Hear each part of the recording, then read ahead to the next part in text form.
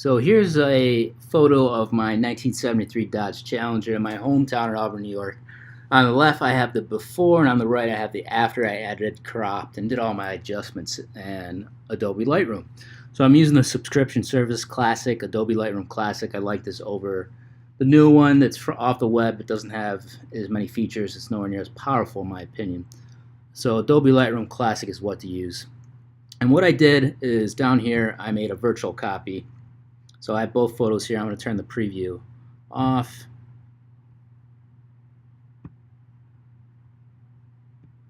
There we go. So that's what it looks like.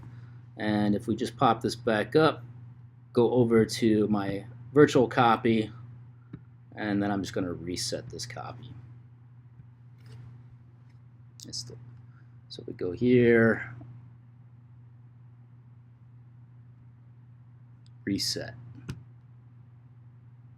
There we go. So that's the raw footage right there. The first thing you do with a landscape is you come over here on the right. We've got our options here. Go to highlights, turn them all the way down, and you can see it brings a little more focus on the sun up here. And then we go over to the shadows, turn those all the way up.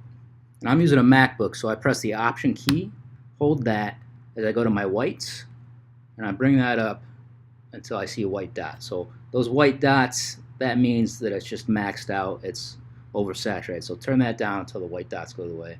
Same with the black. You turn that down, and I like to get a little bit of black. I have some in the grill right there, and that gives us that. The next thing I do is I come down to clarity. I always turn that up about a third, maybe 33. Leave it there, and then down here, this is where we get more of our detailing. Highlights, you can bring that up till you like it. You can see the change. It's not as much as adjusting the whites. It just gets the highlights near the sun and the water. So I turn that up to a 42. The lights is more of an overall thing. Bring that up maybe halfway. I'm only going to go 10.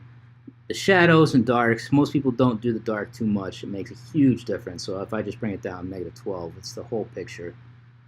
But I'm going to leave that at 0 right now and just bring the shadows down a little bit. So -24 for the shadows. The next thing I do is I go to my crop. What do I want to do? So down here, I have this angle of the shadow. I kind of want that to be right at the corner. There we go. And then I want my 2/3 roll to apply to the water line here. So I'm going to bring this up, bring this down a little bit. And then I'm going to come down here and do the auto adjust for the transform. Try to give a better perspective. That's awful. So it doesn't always work.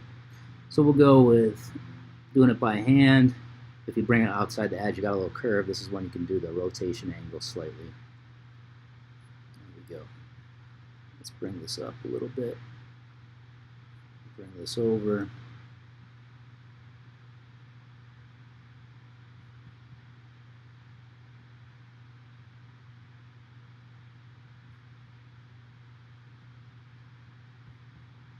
All right, just fine tune until we get that right angle. And I don't want to crop the sun out too much, but just enough so I got it coming in right there. That's about good enough for now. And next I go into the colors. We can do sharpening. Again, we're going to hold that option key down and masking. And we'll bring this over. You see the black and white. Basically, everything that's black is not going to be getting sharpened or the sharpness increased.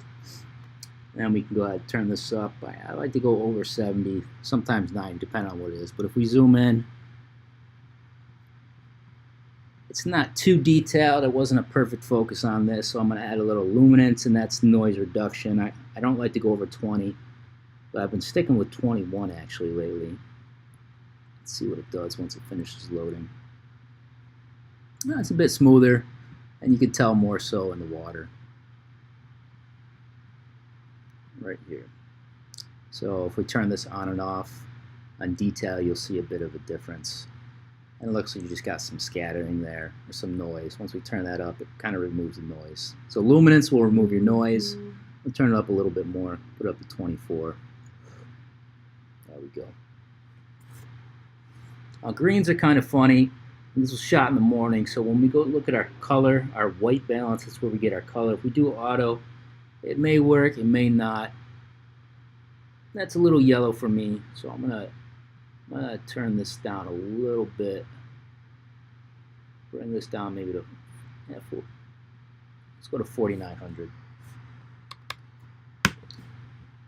All right, there we go. Now I like to mess with vibrance. So this will bring it up, make it pop a little bit. You don't want to go too much. If we go all the way, it just looks ridiculous. Maybe 20, 30.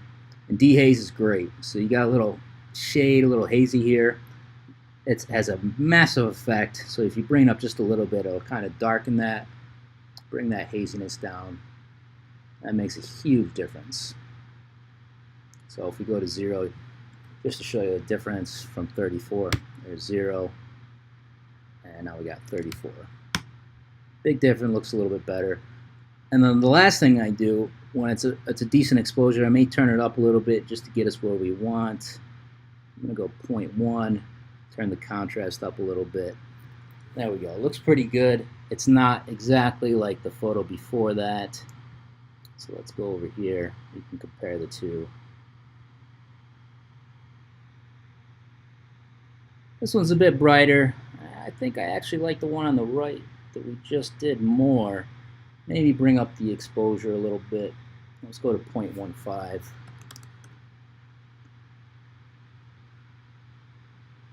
I like that. And then what I'm going to do is I'm going to use this tool here, and I'm actually going to increase the exposure of the grill by 0.15. We'll try 0.2. So I want this challenger, I want it to be visible, make this pop a little bit more, stand out. So I kind of fit it, rotate it, and what it does is initially just everything outside the circle. So if we go check invert, that only enhances what's in the center of this circle. Let's adjust this a little bit, make it a bit wider, bring this down. Go. Alright, so if I go to exposure, that's extreme, we don't need it that exposed. But let me go to 0.5, see how that works. That's not much. Let me bring up the highlights. Got a little shine to that. Let's go to 0.75 on the exposure. And maybe the whites a little bit. There we go. Click done. So that looks pretty good to me. We can see the before and after that. We just go over here. This little switch here will turn it off. And it should go black. There we go. It's black. Can't really see too much. Turn that back on. Gives us a lot better color, I think. A lot better exposure. It doesn't show too much. One other thing I'm going to do is I'm going to put an angle right here with this gradient filter. And I'm going to bring the exposure down a little bit. Let's say 0.4. And we'll just start it. Put it at a decent angle. Rotate that a little bit.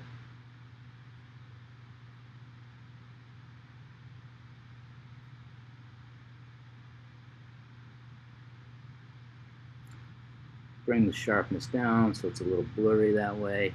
We'll bring more focus on the car. And if we just bring the exposure down a little bit, you can see it's kind of dark, a little too much. Bring up the dehaze, that kind of makes it pop a little bit more. Alright, so we have a bit of a gradient there. And if we do the same thing on the sun, it's not going to be, that won't work. So we're good. That's a pretty good exposure right there. So I don't know how long it's been, but we got a good before and after. If we check, just click YY.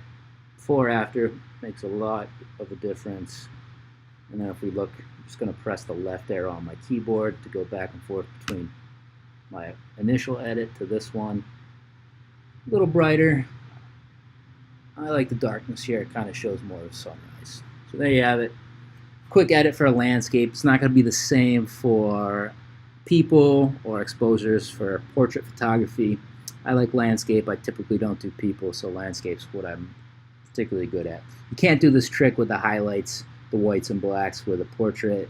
It makes skin look too fake, but it depends on the look you're going for.